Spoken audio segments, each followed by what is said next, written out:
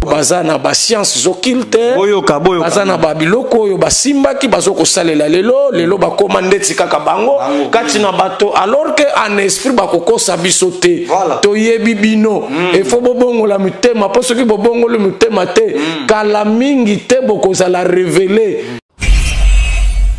Il est impossible ya ko confirmer que c'est un vrai miracle et pas une moto oyo tango bolandi tango bo examiner bo comprendre que lo bananzambe ezali katina yete e moto ya boye azala katina solo to nyonso oyo ye akoki na kosala ata bato babiki ezalo biko ya lokuta.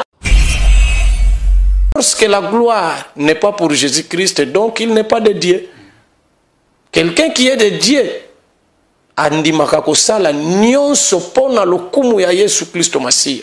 Alors kolemba te continuez na kosala nyonso pona lokumu na Yesu Kristo Masia kolo akotika yo. Chers les spectateurs, ndenge na yebisa kabino kaka JN News TV vraiment le que la kabino vraiment makamna source ndenge na yebisa kabino ke et le que la kabino makamna source vraiment toza awa na province aduzai vraiment to sala musala ndeka ka musala esengela ke kendeli balobi teva basali na nzambe za la foi TV abasali na nzambe vraiment lelo tozali atokuta na musali na nzambe moko ye moko akoloba komona yemo akopesa makambo nyonso ndenge ni ekekendeli na sujet na biso toza na sujet moko za très important lelo tozolobela miracle ebele bazokosa biso na ba miracle faux ebele bala ba miracle pena nzambe pena zosalela bango mais lelo soki tokoyeba miracle eza nini na JN News TV. Mon boss Joël Capitaine na Paris na 20e arrondissement na Paris wana na pesi mbote na pesi massa na ngai na Paris wana na pesi poison chalina mo pe pasika na Paris na pesi mbote na pesi Ange Lukoki na 4 États-Unis mon vieux Ange Lukoki na 4 États-Unis na pesi mbote na pesi Carlos Malungu na Belgique Carlos Malungu na Belgique no websa ngaka musale senga ekende kitoko makasi na pesi Emmanuel Paulo le financier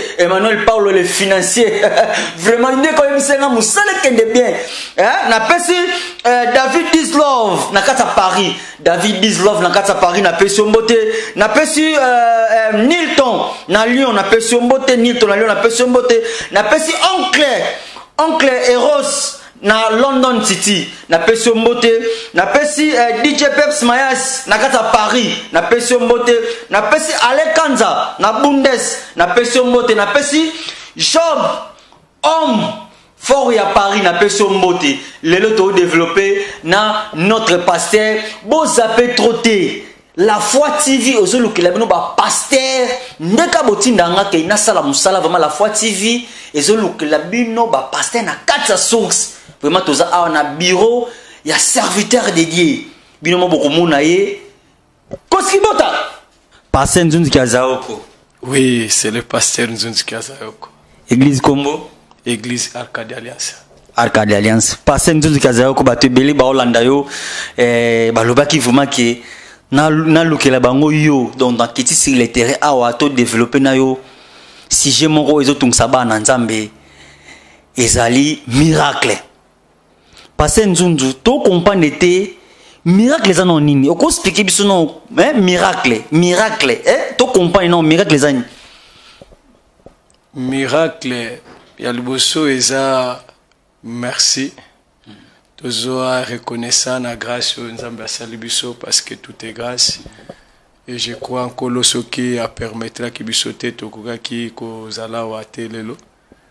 Mais vraiment tozongisi matonde pa ina Nzambe oyo permettre biso tozala et puis tomeka ko pesa yano parler du Saint-Esprit na sujet oyo est vraiment important et surtout na mikolo ya suka oyo tozali parce que mikolo ya suka c'est très dangereux ko reconnaître maloba na Nzambe ko comprendre penza oyo Nzambe alobaki et ko tala mokili ndenge ezokendelele vraiment c'est un danger et pa ina baye oyo ba zana retard jusque là ya kozanga koyeba Yesu Kristo Masia et likambo etali miracle ou ezali sujet on a tokoti déjà pour na komeka ko développer yango ezosala rage, ezodétruire, ezokofaire évacuer même ebele na nzela ya Yesu Kristo Masia.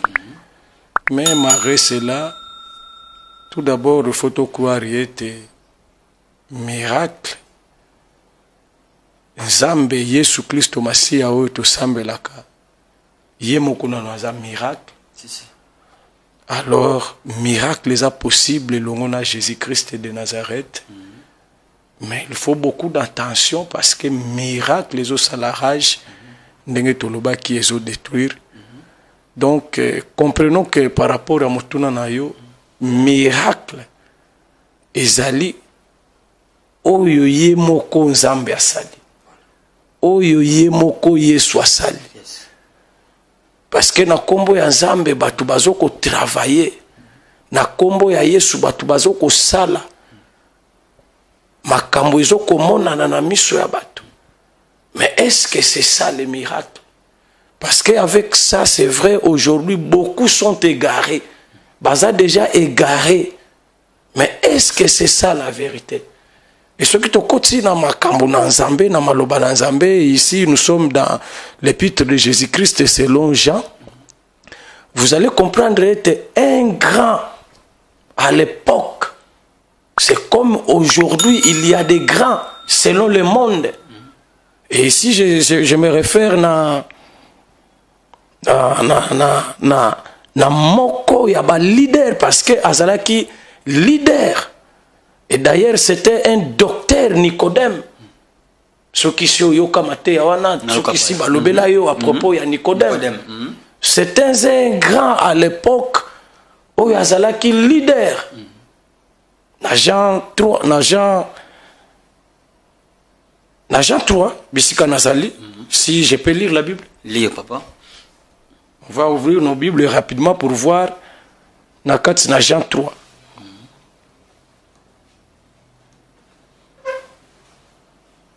Jean 3 kobanana verset na ngo ya liboso Bible biso, mais il y a un homme d'entre les pharisiens nommé Nicodème, un chef des Juifs, qui vint lui auprès de Jésus de nuit et lui dit: Rabbi, nous savons que tu es un docteur venu de Dieu, car personne ne peut faire ces miracles que tu fais si Dieu n'est avec lui. Tout d'abord, avant toi, komana oyo ye moko Jésus-Christ asalaka. Parce que oyo Jésus-Christ asalaka yango ndeza miracle. Alors awa Nicodème oyo azalaki grand ayebanaki pambate azalaki leader ndenge tomoni yango na maloba na Nzambe. Azalaki o bato ebele babandaki kolanda, bato ebele babandaki kondimela, abandaki ko encadrer ko conduire bato ebele. C'est comme aujourd'hui, ils ont la foule. À cause ya bango bazana kosala. Mais est-ce que c'est ça le miracle? Non, ce n'est pas ça le miracle.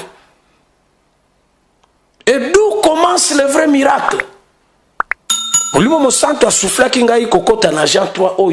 Parce qu'un grand à l'époque, au quoi qu'on compare le kola azalaki na yesute, c'est-à-dire ezalaki na balolenge mususu te po ete nkolo asala miracle katina ye.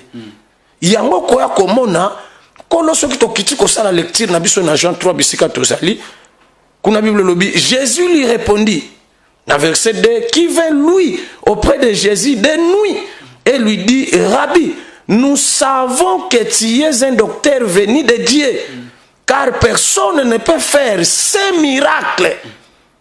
C'est Jésus qui est le miracle. Tu as besoin de miracles, contactez Jésus-Christ.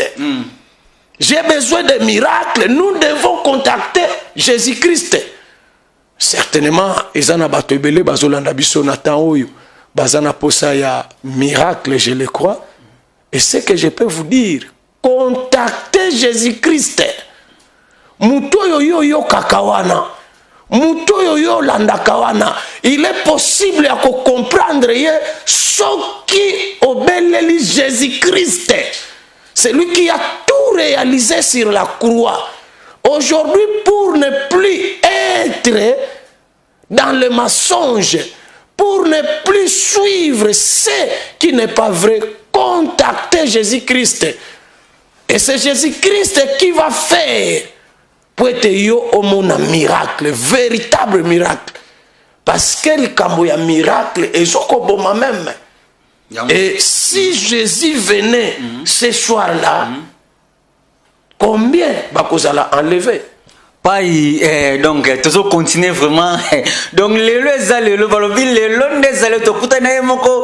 pasteur Nzunzu donc yé moko le lazo développer pas tokoye ba ndenge nini muto azana vrai miracle to zana faux miracle tokoye bango ndenge nini na ba eloko nini ke lakisa ke muto azana azaya vrai to azaya faux expliquer biso.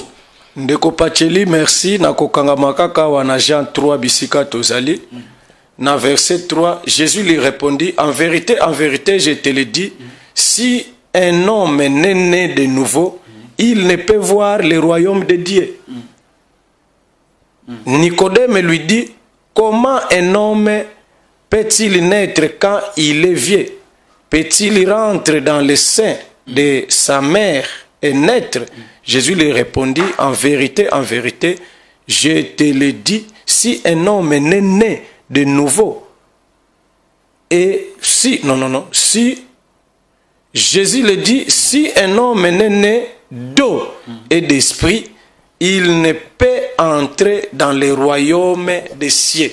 Problème n'a pas verset 5, vrai miracle, ezoko bandisama, ezoko bandela, na moto oyo anetre nanzela, ya mai, penzela ya esprit. Et awa c'est un message codé, comme nous le disons. Parce que ce n'est pas parce que tu joues au dindisio na cantine ya mai, nde honnête de nouveau. Ce n'est pas parce que tu joues au keko dindisayo na rivière, ce qui te koyi comme mayo, topé na piscine, ce qui te koyi comme mamuto. Ezali par rapport à oyo à croire Jésus-Christ comme son Seigneur et comme son Sauveur. Et par cela, à témoigner qu'on dit manaye liboso ya nzambe pe liboso ya bato. Mais cela, ezoko komisa moto na sikate. Alors, je te le dis, si un homme n'est né d'eau et d'esprit, il ne peut entrer dans le royaume des cieux. Donc, awa kolo azana kolobela moto liloba. Lelo yo ndenge uti na kotuna wana ezana bato lelo bazo dondwa. Mais akesimba kisina quelque part, asimi bag magique, asimbi atielo romuna lilemu, azui verse comme koko isabatu pai. Lui expliquer bisona nous makambona nyonso siko église ezokende wapi. Église ezoko passer moment moko difficile oyo pour un miracle. Grâce de Dieu penza surtout esika ba yebele tokoki kokende mona bango basangani à cause ya miracle bazawana ba se confier pa ya batu ya bongo et okoya ko vérifier par l'aide du Saint-Esprit parce que yo ndenge ozawana soki obotami mbotama ya sika, ça veut dire nanzela ya liloba nanzambe pe nanzela ya molimo mosanto okozala na facilité ya ko détecter batoyo ya ko comprendre batoyo yango na yebisa ki yo vrai miracle ezali ko botama mbotama ya sika esengeleli moto andimela liloba parce que na ibandeli azalaki liloba et lorsque nous vivons avec Jésus, nous marchons avec Jésus, nous avons Jésus-Christ et cela est par rapport à sa parole qui habite en nous, à sa parole que nous pratiquons, à sa parole oyo totiana esika ya liboso. Et c'est comme ça que l'Esprit de Dieu a soko aidé biso. Biso oyo to quand tozui liloba na nzambe tondimi liloba na nzambe tozana liloba na nzambe tozosalela liloba na nzambe kolo Yesu Kristo Masiya azana biso et na nzela na biso kolo Yesu Kristo Masiya azoko yeba ko sala o ezali vérité parce que ye moko aza miracle ya solo tango ba maladie ba yeto ko bondeli pona bango ba biki c'est le vrai miracle ezali ba oyo te ba ke ba koti bi kota kota ya on a place to fandi pai bazo kota bi kota kota bazo comprendre te nzambe aolinga makamona te bazo keneti ba mama mbiku ba kota ba ntina sama makolo ndeti pasteur moko na Luanda ayebi aloba pena bo église ke auta Nigeria ba konsakaka e kuna pasteur mo Nigeria apesa e kaleson na ye ala takaso alinga te ya pai mokilizo kendo ya expliquer biso pona sala ka miracle. Ça ce n'est pas vrai. Moni tozawa pona ko yanola afin que batuba bika parce que aujourd'hui nous ne verrons pas Dieu avec les anges koya ko biki sabatu. Dieu a mandaté ces hommes. Qui sont ces hommes? Ce sont des hommes qui ont accepté le Seigneur Jésus-Christ comme son Seigneur et leur sauveur. Donc par la grâce, moi je sais que j'ai accepté, je vis avec Jésus, il est mon Seigneur, il est mon Sauveur, donc je dépends de lui. Alors il faut beaucoup d'attention et pas y abato ya boye. Imaginez na niveau ya église nengo lobi yango azoko affirmer bipa yé akendaki ba pesa ki biloko ba pesa ki et puis azoko salela yango na ituluku ya bato baza pe d'accord na ye mutu ya boye liloba na nzambe ezakati na yete. Donc je dirais qu'il est impossible ya ko confirmer que c'est un vrai miracle et pas une moto oyo tango bolandi ye tango bo examiner ye bo comprendre que liloba bananzambe ezali katina yete emoto ya boye azala katina solo to nyonso oyo ye akoki na kosala ata bato babiki ezalo biko ya lokuta ezalo biko ya solo te oyo ko permettre mokolo moko bato wana bakolela soki babongoli motema te. Donc vrai miracle ezali ko salema na nzela ya bato oyo bazana liloba na nkolo car Jésus lui-même est miracle. Donc il y a des vrais miracles. Na koya koyebisa yo ndeko Pacheli, okoya ko comprendre na mission oyo Nzambe apesaki Moïse. Moïse a eu mission malgré baduti na ye tout consort mais que Nzambe basakana kana yete surtout na tawana oyo ezata ya lelote parce que nous avons des temps, premier temps ezali ancien temps ou ancienne alliance et aujourd'hui nous vivons dans les nouvelles alliances. Alors oyebi na ancienne alliance Nzambe abandaki na ko se déterminer soki aponi ezaka kayo Moïse azalaki d'accord te na o ezalaki demande o Nzambe a demandaki ye akende Égypte po akende ko libérer peuple ya Israël. Moïse azalaki d'accord te, beaucoup de doutes vu ba difficulté o azalaki na ngo parce que azalaki moto ya mongongo ya petete donc abandaki ko kukuma. Alors ce n'était pas facile et avec tous ces doutes abudaki pona ko kende Égypte. Mais Nzambe yo mimonisaki bo Nzambe na ye kati na ye Moïse akendaki na Égypte. Et tant que Moïse akendaki na Égypte on va comprendre qu'on se présentait o abandaki ko se présenter et pas na Pharaon. Nzambe azalaki na Moïse pe nyonso o ezalaki bilembo et pas na Moïse ezalaki ba miracle oyo Nzambe abandaki ko aprévoiraki et pas na Moïse pour que Pharaon aille bana ko libérer peuple de Dieu. Mais malgré cela vous savez ce qui est arrivé pour Pharaon qui a demandé à ces hommes aussi ba magicien na yeba yawana et effectivement ba yaki na ko sala oyo pe monana ki ndeti bikamo mais ezalaki ya lokuta ezalaki ya solote. Moïse ayebisi Aaron ndenge Nzambe ayebisaki ye abamba nzete na ye na mabele pe ekomaki nyoka tu konsor ndenge toyebi yango tango Pharaon amoni bongo abengi pe batu na ye baye ko sala même geste oyo Aaron asalaki selon maloba na Nzambe na nzela ya Moïse e banzete na bango ekomaki pe banyoka.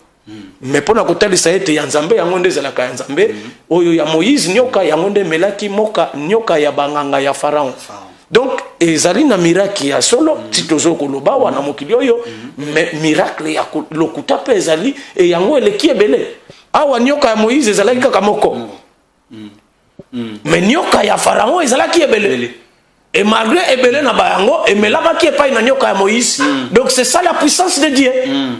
Malgré oyo ya lokuta mais par des hommes des femmes qui ont l'esprit de Dieu il est facile ya ko comprendre sikanini bazana ko kosabatu et sikanini bazana ko sala oyo ezali ya bonzambe. Merci Pai to donc to développer kaka donc ah ezali donc to matsavu mafuta donc pas à éclaircir bino bozo ko sabata ministère bozo ko sabatu boke sima ba kisi na bino pona Bobe sa peuple de Dieu, bo za la confondi bo kufa, olali bo lamuki bo lamukate, pai bato ebele balobango, na yokango voma na yokango ke passer nzunzu za na kisi, passer nzunzu na camion na atambula na cercueil mo mukie, le banu ko ebisa bato oyo ba Holanda. Pasteur Nzunzu azalaka na kisi nga na yokango ke na kamia Pasteur Nzunzu ya kamia Pasteur Nzunzu ezana mo cercueil mo boye ya mona Pasteur Nzunzu makamne ke ndaka liboso Pasteur Nzunzu pe akota bana makama ba miracle akoma obikisa pe batu donc expliquer biso na ba comprendre le loko wana. Tout d'abord, c'est Jésus-Christ qui est le vrai miracle. Donc, effet à cause de la Jésus-Christ de Nazareth, il est possible de vivre le miracle. Il est possible de vivre le miracle. Donc, moi, je pense que pour na oyo kaki ndenge olobi yango,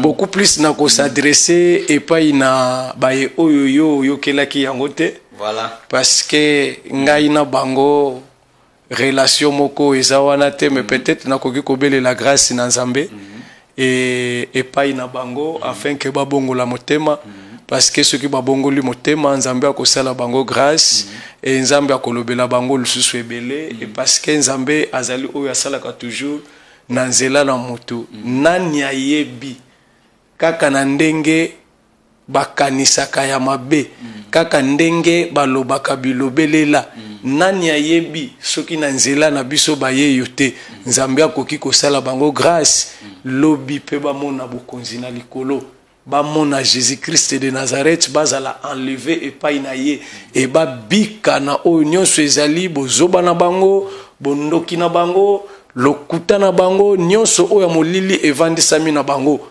Alors pour na yo oyo ozwaki occasion tozwaki na yo ngolu ya kokuta na pe ya ko développer, c'est-à-dire esengeleli ozala penza ya Nzambe ba ya Nzambe bazalaka na ba caractéristique ya oyo ezali ya molili. Donc effet ya kozala na ngai, moi je le crois, il est impossible soki ozana yo ya Nzambe parce que koki kozala na ba difficulté ya ko comprendre ngai vraiment. Mais avec l'aide du Saint-Esprit soki ozana ye ondimaka kotambusa mipa inaye, ça sera facile ya ko confirmer oyo oyokaki eza ya lokuta to ya solo. Merci beaucoup wana réponse à Pasteur Nzunzu. Donc bino mutu bokosi la Pasteur Nzunzu makambu boyoki alobi vérité alobi mutu nyonso atambolaka na ye moko Yesu Masia azalaka éclairer place nyonso azalaka. Donc mutu nyonso oyo olobaka mabe na ye na mabe wana ye azati alandaka nzela ya Nzambe. Pasteur Nzunzu lobani okoloba na ba église oyo bazotia ba signe moko boye ya ba Illuminati. Pasteur azote azosala ba signe moko boye mais au monde a passé en haut la foule. Mais église oyo elobela Nzambe ya solo Nzambe ya oya sali kolina se au monde ngaka église moi batu moi nini mais église o pena ke Satan sala makasi to ba miracle sala makasi foule. Il nous expliquer biso na pona bat ba comprendre. Bon, il y a des choses où nous n'avons pas de choix par rapport à la parole de Dieu. Il est écrit que Namukolo Yasuka, les mâles auront accru. Donc, c'est ça l'accomplissement de la parole de Dieu. Mais ce que nous faisons, nous, par l'aide du Saint-Esprit, c'est continuer à prêcher la parole de Dieu. Et dans l'église, je prêche la vérité. Na nzela ya media ndenge tosali yango boye tozokoloba na par na kolo Yesu Kristo Masia pamba te motomoko azozwa ngolu ya kolanda biso ya koyoka Nzambe na nzela ya oyo tozana koloba, il peut être touché car Dieu est miraculeux. Donc la puissance de Dieu est possible kaka oyo azolanda biso kaka ndenge aza concentré pona koyoka pe koluka ko comprendre oyo tozana koloba. L'esprit de Dieu peut lui toucher et de lui transformer.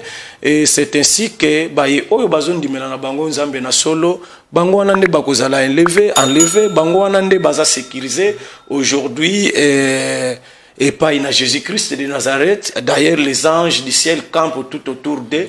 Donc vous allez comprendre que baye oyo lelo bazana molili lelo soko tali batu bazoko kufa ndeti basoso est-ce que si ozwa révélation ya kokufa ya batu ebele ba problème belé pas ya ba pasteur même belé parce que ce sont eux qui sont des promoteurs aujourd'hui, sont appelés des pasteurs, ils ont des grandes églises, ils ont la foule. Mais est-ce que ce sont des hommes que Dieu a mandatés pour faire nyoswana o bango bazana ko sala?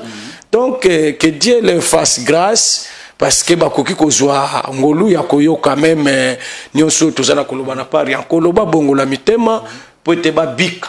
parce que ceux qui babongolo mitema bandimi kotika ba mabenyo soana bakendaki kozwa epa ya banganga basalaki ba voyage na ba Nigeria na Angola awa nous connaissons makambo ya lolenge na lolenge ezoko salema bazoko kufa pende ti basoso pona ba o aussi ba kufi c'est déjà retard li feleza déjà causé la bango mais pona ba o bazoyo kabiso bazana ba science zokilte boyoka bazana ba biloko yo basimba ki bazoko salela lelo ba commande ti kaka bango kati na bato alors que en esprit bakokosa biso te toyebi bino e fo bobongo la mitema po soki bobongo le mitema te kala mingi te bokozala révéler bokozala révéler et kozala malamu te donc fo bobongo la motema nzambe aza miracle akosala bino bolamu et lobi ngonga kelelo soki ebeti yesu akoya tokomatana bino na lola mais sinon koyoka partage neti oyo e kokangela Yesu Kristo motema e kozala penza malamu te donc tozo senga bino bobongola motema boyamba Yesu bo bwaka mabe botika mabe boyana ngambo na Yesu Kristo masi ya ngambo oyo biso tozali boko mona bonzambe nzambe akosalela bino oyo ezali ya volonté na ye e bato neti biso lelo soki balobi babilobelela meza kozanga koyeba car nous avons Jésus frère Pacheli. Nous avons Jésus, c'est Jésus qui a crié sur la croix, tout est accompli. Donc voilà, Oyo Bango, Baza Globaka et Kolembisa Bisote. D'ailleurs, ils ont coupé sa bisoku tout le sous Makas. Parce que il y a des choses qui est arrivé à Jésus. Ce qui, certaines choses est comité, pas une abisso, certainement, tout ça, il y a Jésus. Donc, il faut les croire, il faut les comprendre. Et ça, comme souvent dit, au canisi, aux innocents, mais en gros, ce sont des signes. Il faut permettre aux alors, il faut continuer. Il faut permanecer ndenge tolobaka yango o persévérer parce que nanzela na yo nzambe akosala makambo minene donc tozoko banga ilo côté parce que Gédéon abanga ki ilo côté ba Déborah à l'époque des juges ba banga ki ilo côté parce que bazalaki na nzambe malgré ba complot malgré nyonso yo ezalaki négatif e bandaki na kouta na ngambo ya bangunia e bangunia baza ebele kino lelo surtout na tango ya suka oyo le mal oro akri donc bato ebele fo baloba mabe oyo tokotikala koyeba mutuna makolote mais yango te kolembisa biso na oyo tozoko sala pona nzambe et tozoko avancer et avec Dieu nous avons des exploits et nous aurons toujours des exploits selon qu'il est écrit dans la parole de Dieu. Merci beaucoup. On est allé passer Nzunzu donc à Clercy. Yo oza passer au Simba Kisi. Tango yango bongo la motema. Kala mingi te yeso alingaya. Kala mingi te yeso alingaya to loba bien. O eza la foi TV ya ba yembela bino ba pasteur. Donc bongo la mitema pona nini? Bo question ba kisi par-ci par-là bo comme kosa peuple de Dieu. Peuple on nzamba sala bino koma kosa bango kozwa bango ba chance ko utiliser bango na makambo oyo ya bino ba science na bino papa ba passer bongo la mitema bo changer pai toto tala passer moko a commencé la ba sacerdoce na Ghana le bano ko lo bana ba passer wana ba osala pena science mais ba ko l'accent na ba TV pour na peuple nzambe emona liloba no ko loba makambo ya ningi ba pasteur makambo ba komo sala o mona sa bra kisime a publier on ka ba mona est-ce que monde ki wapi banzi ndenge to tikoloba yango déjà monde ezokende na kobeba pona ba oyo bazali ya Yesu bazali conduit par le Saint-Esprit de Dieu makambo ya bongo tango bazokomona yango eza novidade te ndenge tolobaka yango eza likambo ya kokamwa te parce que eza ba makambo oyo elobama parce que likambo nyonso oyo elobama tango nyonso tozomona yango eza likambo ya kokamwa te tango tozoloba elobama ezali oyo elobama epai na moto te mais Yesu Kristo Masiya ye oyo aza nzambe na biso ye nde moto a loba yango elelo oyo ezokokokisama maloba na ye donc mawa eza penza pona baye oyo bazoko landa batu ya bongo pasi na mawa yango moni basali na nzambe ya solo bazali to continuer mosali na nzambe ya solo yo oyo te ya ka solo yo oyo ozoko lemba te pona koloba solo pona ko prêcher l'évangile de Jésus-Christ l'évangile de l'amour l'évangile qui fait que les hommes baya na ngambo ya Yesu Christo Masi. L'unique moyen étant que ba instrument oyo Nzambe asalelaka eza ya ko continuer ko prêcher oyo ezali solo. Pona koyeba kolongola baye oyo par l'aide de Dieu baye oyo bazana molili baya na ngambo ya Yesu. Mais sinon te ko continuer ko landa bato ya lolenge ya boye bazo sala abomination si vous le voulez na ba église ya lolenge na lolenge, alors ko continuer ko landa bato ya boye et kozala mawa pe pasi na mokolo ya suka oyo Yesu akoya pona koya kozwa etonga na ye. Merci beaucoup ekozala mawa pe pasi na bayo nyonso bolanda ba pasteur abongo omona azana mai moko ba komotekela binongo azana mafuta moko ba komotekela binongo nyonso wana ba pasteur wana baza ba pasteur a lokuta do ba pasteur a monde à ténèbres la foi tive lukela bino vraiment comme na sauce pas ito comme kochité na biso to comme vraiment na suka dilobani ya conseil ko pesa na ba pasteur oyo ba osala musala malamu. Non, oyo tokoki ko partager na bandeko nyonso bazo sala musala malamu et que Nzambe akotika bango te. Merci. Vous savez toujours na temps ya personne batindi bango bakende ko espionner Ghana. C'est-à-dire 12 personnes oyo batiraki bango na chaque tribu ya bana ya Israël. Et sur 12 2 personnes, Josué et Caleb, bazalaki Nanzambe. Pourquoi qu'on comprendre 10 autres personnes, tant que bazongi liboso ya Moïse, baye ko intoxiquer peuple. Ezali basali Nanzambe ya lokuta, oyo bazo ko intoxiquer peuple nanzela ya ko talisa bango ezali lokuta. Nanzela ya ko talisa bango ezali molili. Et bazo ko pour rassembler davantage peuple dans Nzela ya Molili. Mais gloire au Seigneur, parce que non seulement sur les 12, mi balé, babima qui correct, 10, babima qui babeta qui mopandi, non seulement bango, mais nous connaissons aussi qu'il y avait 7000 prophètes, oyo batikala ki kogumba mela Nzambe ya balte, donc ba serviteur ya Nzambe wana bazali pe na mokolo na lelo.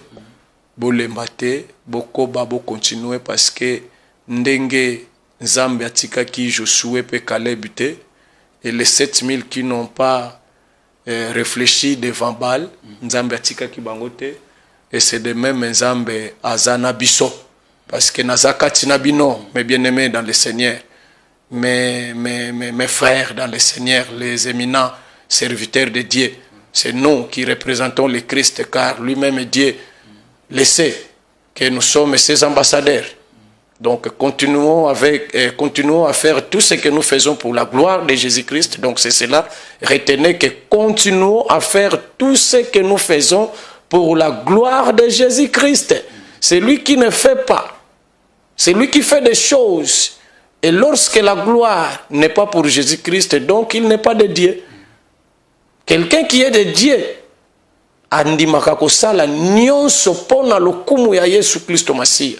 Alors kolembate continuez na kosala nyonso pona lokumu na Yesu Kristo Masia, kolo akotika yote et yo komona Nzambe comme je le dis souvent avant mokolo wana ekoka parce que ngai na yo toyebi yango te kolo akosoutenir biso et kolo akosala makambo minene kati na biso parce que le kambo et enlèvement eza réservé pa inaye. Mais ezali yonde mu maladie abika na kombo na Yesu ezali yonde mutufolo baliloba moko oyo Nzambe akotiaka tina yo poete oyo akoyoka yango a comprendre Nzambe pe amepesa epai na Nzambe. Voilà pourquoi apôtre Paul azokoloba yango liboso ya bato koloba ete imitez-moi comme je le suis en Jésus-Christ. Bolanda ngai bo imite ngai ndenge ngai nazakati na kolo. Donc photos à la série tango nyonso na oyo to salaka liboso na Yesu to za la série na mosala na Yesu to za la série et to ko ramener bato ebele par la grâce na ngambo ya Jésus-Christ de Nazareth et kolo akosala biso bolam na landa mosali na Nzambe moko c'est un prédicateur de la parole de Dieu mais un chanteur aussi alobi vous savez tango nyonso na yembela Nzambe banyongo boni nzambe oyo azana yango epai na ngai. Donc kotisaka nzambe banyongo na nzela ya kosalaka bolamu, na nzela ya kolobelaka ye liboso na bato, lobaka oyo ya ye nzambe akofuta yo bien aimé. Okozala lokola bato nyonso te, moi je le dis, okozala lokola bato nyonso te aujourd'hui avec des mensonges otali moto, mais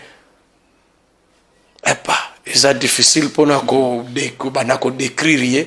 Mais aujourd'hui, si nous pouvons décrire la vie de Moïse, il n'était pas comme tout le monde. Si nous pouvons décrire la vie d'Abraham, il n'était pas comme tout le monde. Si nous pouvons décrire les prophètes, si nous pouvons décrire Paul, ils n'étaient pas comme tout le monde. Alors nous, aujourd'hui, avec Jésus-Christ, nous ne serons pas comme tout le monde. Merci. Avec Jésus-Christ.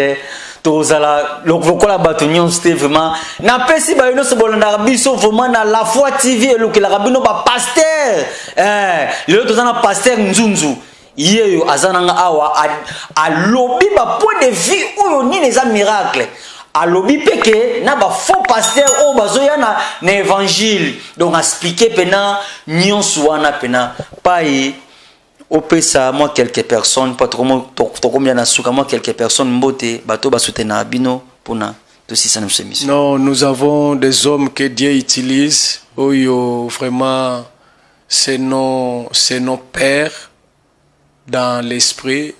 Mon père là où il est nazoko pesa mbote, mon père Domichel les chars de feu bambote belé et pa inangai mwana nayo depuis Mbanza Congo. Et mon coach, mon mentor, le grand prédicateur, l'homme que je respecte beaucoup, le pasteur Marcelo Tounas, les représentants d'une grande communauté, la compassion, papa Marcelo, mon mentor, Zambe Aza Elongo Nayo et Nanzela Nayo, Tozoko bénéficier et belé. Katina Kolo Yesu Christo Masia, notre président au niveau de la ville, le président Mawete, le pasteur qui dirige l'église La Louange Mbanza Congo de Sali et Sika Ozali, et tous nos collaborateurs, tous les pasteurs, les hommes de Dieu, na niveau, il y a organisation, il y a pasteur dénominé UPEM. Je vous salue là où vous êtes et je vous aime trop. Et vraiment pour tout ce que nous sommes na yebi boza ebele na niveau ya Luanda, na niveau ya Mbanza Congo, na Libanda, même ya Mboka na kokoka kotanga bakombo na binote, je vous aime trop.